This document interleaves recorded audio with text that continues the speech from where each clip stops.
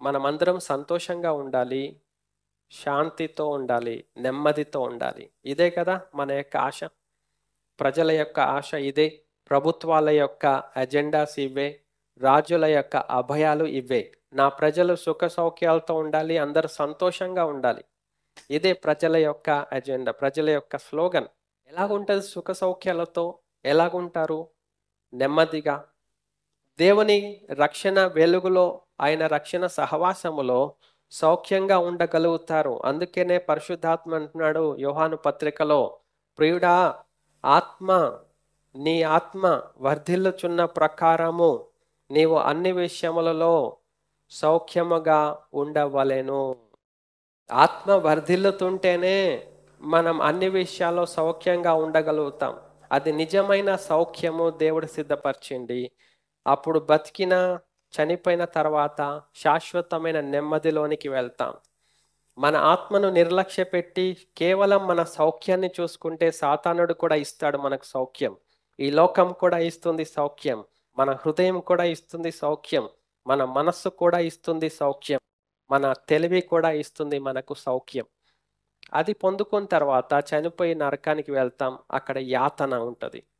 సమాధానము, శాంతి, నెమ్మది ఎక్కడ ఉంటుంది? ఈ లోకంలో మనం సిద్ధపరచుకున్న దాన్ని బట్టి, మనం ఆధారపడిన దాన్ని బట్టి శాంతి సమాధానాలు పొందుకుంటామా? పొందుకోలేము. మన హృదయం దేవునితో సమాధాన స్థితిలో ఉన్నప్పుడు మనకు దేవుడిచ్చే శాంతిని మనం పొందుకుంటాం, దేవుడిచ్చే సమాధానం మనం పొందుకుంటాం. అది ప్రభువునందు మనం కలిగి ఉంటాం. దానికి ఈ లోకంలో ఉన్న స్థితిగతులతో సంబంధమే లేదు. అది దేవుడు మనకు సిద్ధపరిచాడు కదా, అది ప్రభువునందు మనం కలిగి ఉండాలండి. మారు మనసు పొందండి అని ప్రభు అంటున్నాడు. మారు మనస్సు, మనం ఎలా మారు మనసు పొందుతామంటే మనము నూతనం అయిపోవాలి, మన మనస్సు మారాలి.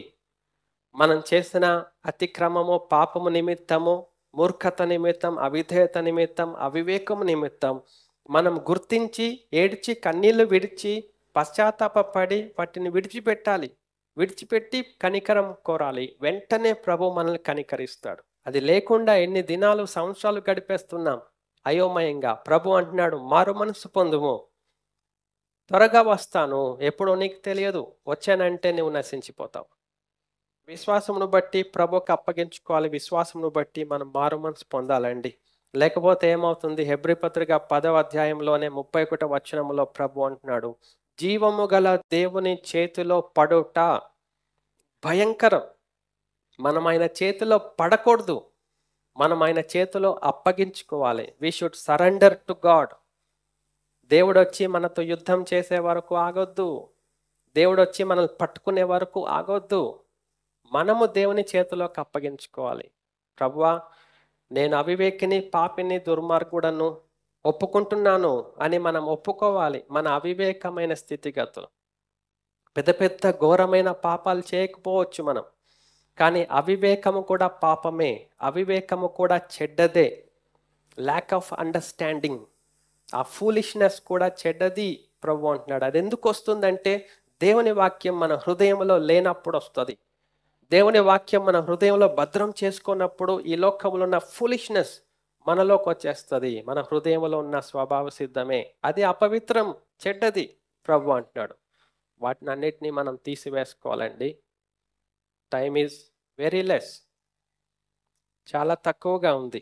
ఇక కాలము బహు కొంచెముగా ఉన్నది, వచ్చుచున్నవాడు ఆలస్యము చేయక వచ్చును. నేను త్వరగా వస్తానంటున్నాడు ప్రభు. మారు మనసు పొందితే ఆయన వచ్చినప్పుడు మనం ఆయనతో ఆహ్వానించబడతాం, ఆయనని ఎదుర్కొంటాం, ప్రభు మనల్ని చేర్చుకుంటాడు. అందుకనే కాలం కొంచెముగా ఉంది, ఇప్పుడు బహు కొంచెముగా ఉన్నది, వచ్చుచున్నప్పుడు ఆలస్యం చేయక వచ్చును.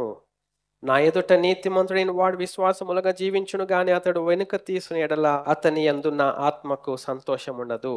మనం విశ్వాసమూలముగా జీవించాలి, వెలిచూపు వలన కాదు. మనం వెలిచూపు వలన కాదు, మనం చూసే వాటి వలన కాదు మనం జీవించేది, మనం చూడని వాటి వలన, విశ్వాసము వలన మనం జీవించాలి. ఆ స్థితిలో నుంచి మనం వెనుక తీసినట్లయితే మన ఆత్మకు దేవునికి సంబంధమే ఉండదు. మన గురించి దేవునికి సంతోషం ఉండదు, దుఃఖం ఉంటుంది, మనకు కూడా ఏమీ ఉండదు. అది అపాయ స్థితి. అందుకని మనం విశ్వాసముతో జీవిస్తాం. మనకు కనపడని దేవుడు మన పైన దృష్టి నిలిపాడు. మనకు కనపడని దేవుడు ఆయన ఆవరించి ఉన్నాడు. మనల్ని చూస్తా ఉన్నాడు. మనం ఆయనందు విశ్వాసం ఉంచి ఆయనకు అప్పగించుకుంటే ఆయన మనలను రక్షింపగల సమర్థుడు, పరిశుద్ధపరచగల సమర్థుడు, క్షమాపణ ఇవ్వగల సమర్థుడు, ఆత్మీయ స్వస్థత, ఆత్మీయ ఆరోగ్యము, మన ఆత్మను మోక్షంకి చేర్చగల సమర్థుడు అనే ఆ విశ్వాసము ఆ చూడని ప్రభువునందు ఆయన వాక్యమందు మనం నిలిపి మనము ఎన్నడూ మనకు బోధింపబడని పరలోకపు సంగతులు మనం వినిన వెంటనే మనం చేసినప్పుడు మనం ప్రభువునందు ఇష్టలుగా ఉంటాం. ఆయన ప్రతిఫలం పొందుతాం. మనం రక్షించబడతాం. మనం నశించుటకు వెనుక తీయువారము కాము గాని ఆత్మను రక్షించుకొనుటకు విశ్వాసము కలిగిన వారమై ఉన్నాం. మనం విశ్వాసమును కలిగిన వారంగానే ఉందామండి, వెనుక తీయకూడదు. మనం వెనుక ఎప్పుడు తీస్తామంటే మనుషులను చూసినప్పుడు వెనుక తీస్తాం. ఎందుకంటే మనుషులు ఎక్కువ మంది, వారందరూ కూడా వెనుక తీసి జీవిస్తూ ఉంటుంటే మనకు కూడా నిర్లక్ష్యం పెరుగుతుంది. మనకు కూడా ఆ నిర్లక్ష్యం వచ్చేస్తుంది. మనం కూడా వెనుక తీసేస్తాం. మనుషులను చూడకుండా ఆయన మనకిచ్చిన జీవము గల వాక్యమును మనం ఎప్పుడైతే గుర్తుపెట్టుకుంటామో, ఎప్పుడైతే దీన్ని చూస్తామో అప్పుడు మాత్రమే మనం నడవగలుగుతాం, ఆయనను వెంబడించగలుగుతాం. ఆది నుండి దేవుని మాట అదే, నా వైపు చూడండి, నా వైపు చూడండి, నా వైపు చూడండి, నా వైపు చూచి రక్షణ పొందండి, నా యొద్దకు వచ్చి నా కాడి ఎత్తుకోండి, నా కాడి ఎత్తుకోండి. నా బరువు నాకు భారంగా ఉండదు, తేలిక సులువుగా ఉంటుంది నా కాడి. మీకు విశ్రాంతి, నిజమైన విశ్రాంతి మీ ప్రాణాలకు దొరుకుతుంది. నా దగ్గర నేర్చుకోండి, నేను మీకు నేర్పిస్తాను అని ప్రభు ఇచ్చిన మాట, పిలుపు అదే కదండి. దేవుని ఎదుట నేను చెప్పవలసింది చెప్పాను. మీ రక్షణ మీరు కాపాడుకోండి.